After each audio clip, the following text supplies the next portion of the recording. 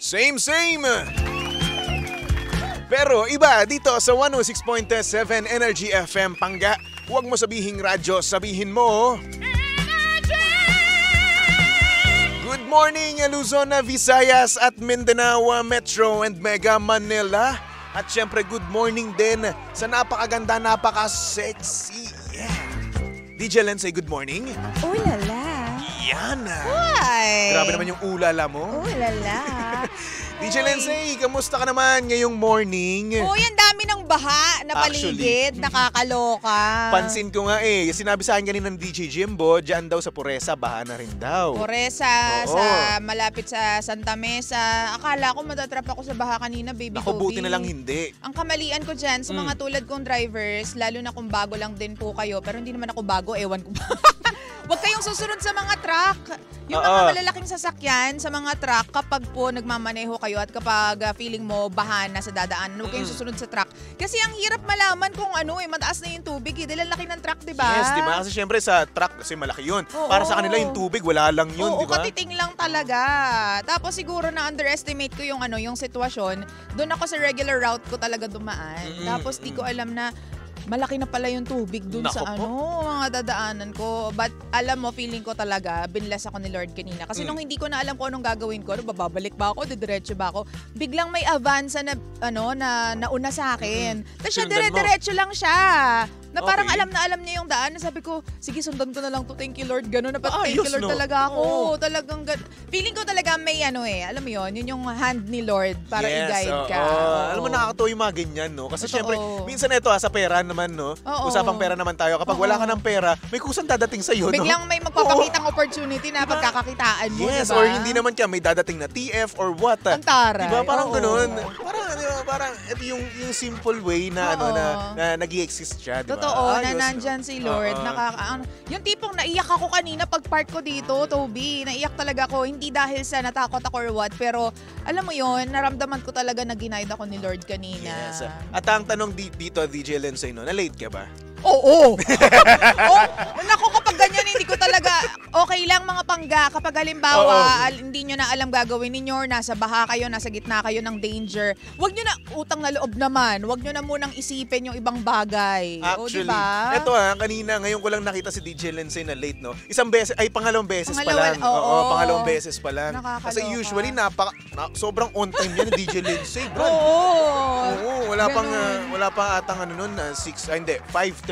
Mga ganyan. Nandito na siya, di ba? So ayun mga panggano, kayo naman kung kayo ay nasa biyahe ngayon, naku po, mag-iingat po tayo, no? Sa mga commuter natin diyan, mag-iingat po tayo, magdala tayo ng kapote, ng payong, no? Huwag natin yung kakalimutan. At kung ikaw naman ay papasok ngayon pero ang lakas-lakas ng ulan tapos doon sa labas nyo bahang-bahana, no? Naku, wag na kayo pumasok, ha? Discretion na yan actually ng mga magulang. Pero ito, baby Toby, paghatian natin to announcement to wala nang pasok sa Maynila, Malabon, Marikina, Navotas, Pasay, Pasig, Caloocan. Tapos yung ibang mga areas dyan sa Quezon City, baby Toby, pangilan-ngilan may pasok, yung iba may pasok, yung iba wala. Pero syempre ito yung mga nagsuspinde. Balumbato Elementary School, Betigo Elementary School, Barangay Bagong Silangan. Morning class daw ang nagsuspend. Tapos sa Batasan Hills, Payatas, Holy Spirit, New Era, Tandang Sora, ayan po. Wala na po kayong pasok. Ayan. So baka mamaya may areas kayo dyan. Mga probinsya, matik na yan. Cainta, Rizal, Abra, Baguio, Vigan, Ilocos Sur, Mariveles, Bataan, Claveria, Cagayan, wala na pong pasok dyan. At syempre sa mga taga Cavite dyan, no? Sa mga kabarangay ko dyan, sa Kawit, sa Noveleta, o kahit saan pa man sa Cavite, no? Mag-iingat po kayo kasi tingin ko, no, kasi since sabi ng nanay ko kanina, nakibalita ako sa kanya, umalakas daw yung ulan. So may tendency na naman na tumaas din yung ilog doon sa Noveleta. Kaya mag-iingat po tayo, ha. Kasi sa nanay ko po, no, i-update niyo po ako, ha. Para kahit paano naman, uuwi naman ako. Sinakawan nanay ko, siya lang mag-isa doon. 7 years old ko na pamangkin, nandoon lang. Ano mangyayari doon, di ba? Kaya nga, Diyos ko po. So mga pangga, mag-iingat po tayo, ha. Again, dito sa bagyong Hana, tama ba ako? Hana, yes. Ayan, mag-iingat po tayo, ha. nga kasi balita ko medyo malakas daw. Malakas. Oo. Ay, nako. So anyway, mga pangga, dumako na tayo sa ating programa na kung saan pag-uusapan namin ni DJ Lindsay ang ating message sender. So kanina, DJ Lindsay, nako eto kapwa ko tamad. Ay! Oh. Nakaka-relate ako sa nangyari sa kanya kasi nga naman siya daw ay dating masipag. Oo. Pero ngayon, tamad na rin Ay, daw. ganyan ka, di ba? Ganyan naging ako. Oo. So ngayon, ikaw ba, DJ Lindsay, nagkaroon ka na rin ba ng time, lalong-lalo nung early stages ng karir mo, no? Nagkaroon ka na rin ba ng time na tinatamad ka na burnout ka, kumbaga? Wala pa naman. Wala pa? Wala pa. Ano yung sikreto mo? O bakit hindi ka pa nagkakaroon ng mga ganyang moments? Kasi pinipili ko yung mga bagay na ginagawa ko. Dapat gusto ko talaga siya. Kapag half-hearted ako, hindi ko tinutuloy. Okay. Kasi ayoko mag-invest ng time, Baby Toby. I'm sure ganyan din yung ibang rason ng mga pangga natin. Ayoko mag-invest ng time sa bagay na hindi ako sigurado kung ganyan ako palagi. Lagi ko iniisip kung after 10 years ba gagawin ko pa rin to or after 5 years ba nandito pa rin siya. Kasi kung hindi ko na lang itutuloy kasi hindi siya sustainable for me.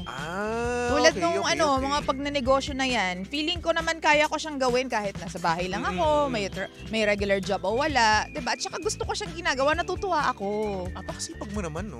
Ewan ko, siguro pagdating sa pera. Sa bagay. Yun yung driving Life, force. no? Kasi kailangan mo mag-survive, hindi ka pwedeng tumigil eh. Kasi pag tinamad ka, Baby Toby, walang papasok. Tuloy-tuloy na rin yun kapag tinamad ka once. Oo. Buti sana kung anak mayaman ka, kaso hindi naman tayo anak mayaman. No? So alam mo, eto nung na-realize ko, gaya nga nasabi ko rin kanina, kasama ko kanina si DJ Jimbo Ako, pangit na combination. Charing. Oo. Ano sabi ni Jimbo? So kanina nga, napag-usapan nga rin namin na kung gaano kami katamad. Grabe.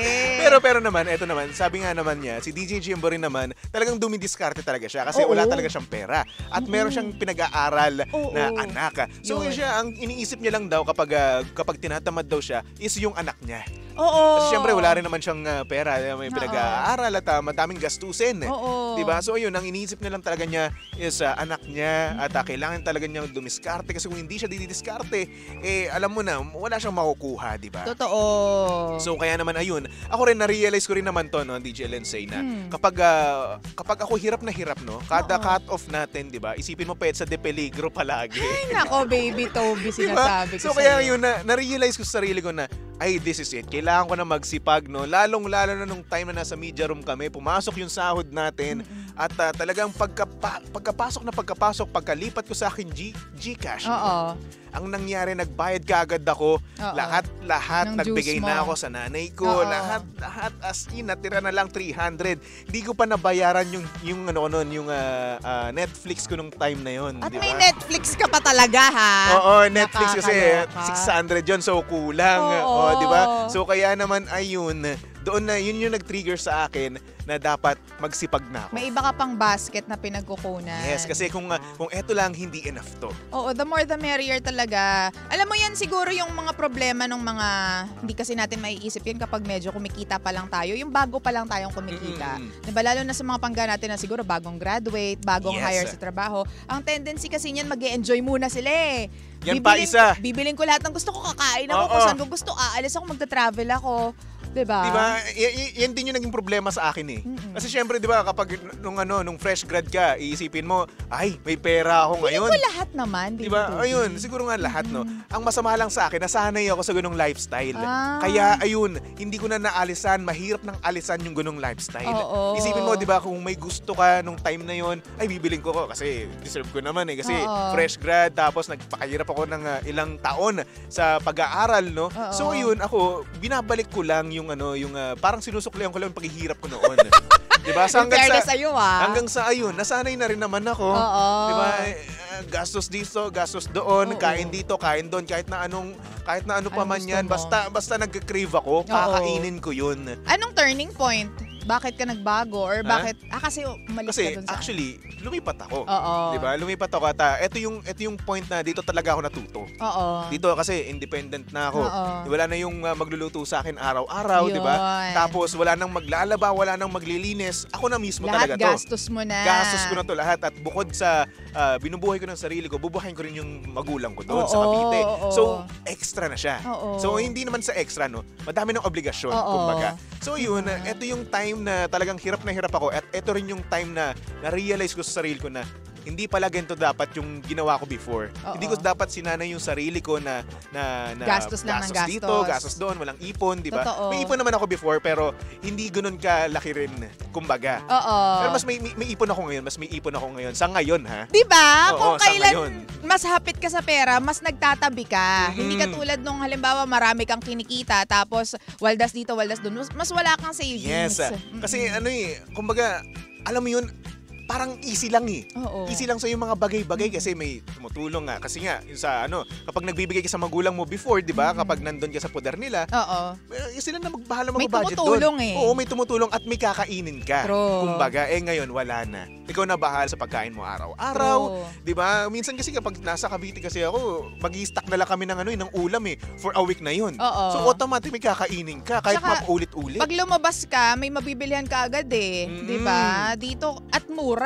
Mura, Or oo. hindi man mura, doon sa presyo na nakasanayan mo. Dito kasi Yes. sa Manila, well, may mga mahal, may mga mura, pero yun, mas mahal kasi ang cost of living dito, like yung apartment, Actually. di ba? Yung mga Alam mo, kuryente. ako naghahanap nga ako ng apartment, matutuluyan ko dito. Ang pinakamababa na nakita ko is etong tinutuluyan ko. Oo. Usually kasi mga nasa 8 pataas eh. Oo. Pero ano na yun? Studio type na yun. Oo, pero syempre, yung iba pa rin medyo maliit pa rin eh, Oo. na 8K eh. Pero Oo. yun, eto, buti na nga lang, nakita ko tong yung tinutuluyan ko dito na mura, Oo. tapos okay din naman. Tutulugan ko lang naman kasi. Totoo. Diba, Maghapon ka nandito eh. Isipin mo, 8K, tapos tutulugan ko lang. Huwag na, Oo. uy. Diba? Diba? Practical lang. Oo. Saka na lang kapag marami ka ng pera. So ayun na nga mga panggano, mabalik tayo sa ating message sender. Sorry naging personal yung kwentuhan namin. Kala namin hindi kami naka-air. Naka-air pala kami. So ayun Oo. mga panggano, eto kung kayo man ay na-feel nyo na unmotivated, na stuck na kayo sa buhay nyo ngayon, na feeling nyo tinatamad kayo, minsan i-motivate nyo yung sarili nyo na hanggang dito na lang ba ako? Oo, totoo. Di ba?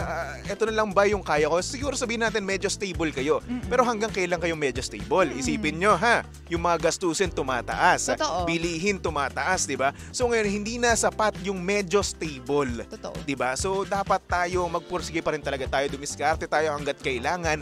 At kung ikaw man ay tinatamad, gumawa ka ng paraan para hindi ka tamarin. Totoo. Yung tipong pipilitin mo talaga yung sarili mo kasi hindi magtatrabaho yung sarili mo kung hindi mo pipilitin. Totoo. 'Di ba? Yan yung una ko talagang ginawa eh. Pinilit ko talaga yung sarili ko eh. As in eh. Kasi kailangan mo talaga kasi kung hindi mo pipilitin yan, ay nako, sige bukas na lang. Ay sige bukas na lang. Tsaka Ay, sige, kailangan bukas na mong lang. simulan once na may naisip ka. Although kahit dapat calculated din yung mga yung mga gagawin mo, yung actions mo kasi ayaw mo naman na matawag dito maput into waste yung mga pera mo, ganyan. So kahit papaano, dapat calculated pero dapat nandun yung 100% dedication mo na sisimulan ko to kahit anong mangyari. Basta Lord, gabayan mo ko, ganun. Tama ka dyan. Tingnan mo si DJ Lindsay. Oo. Sinimulan niya yung Lindsay mo ah. Oo. Tingnan mo ngayon. Tapos nanganak nung isa pa, yung Ano? yung Ano? kinuwento ko sa'yo. Ayoko Oo nga, nakalimutan. Sorry na naman. Nanganak na siya, so alam mo yun, naisip ko naman. kasi kahit gaano kadaming pera mo, tapos wala kang pinapaikot, wala kang iba pang pagkukunan, mauubos Yes. at mauubos, girl. Tama, kasi nga Oo. naman, ayun na nga, gaya nga sabi ko kanina, mga gastusin, lumalaki, tumataas po, okay? Hindi po bumababa, ha? True. Ay, nako. So mga bangga, susunod na ang napakaganda, napaka-sexy DJ Lindsay para sa programa nga Lihim ng Liham. And of course, nakasama mo at nakalandian ang hot baby boy ng radyo.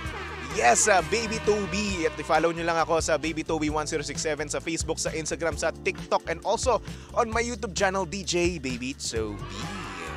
Ayan, so for the meantime, magbalik tugtugan muna tayo. Here's Green Day with 21 Guns. Only here at your number 106.7 Energy FM Pangga. Huwag mo sabihing radyo, sabihin mo Do you know what's worth fighting for when it's not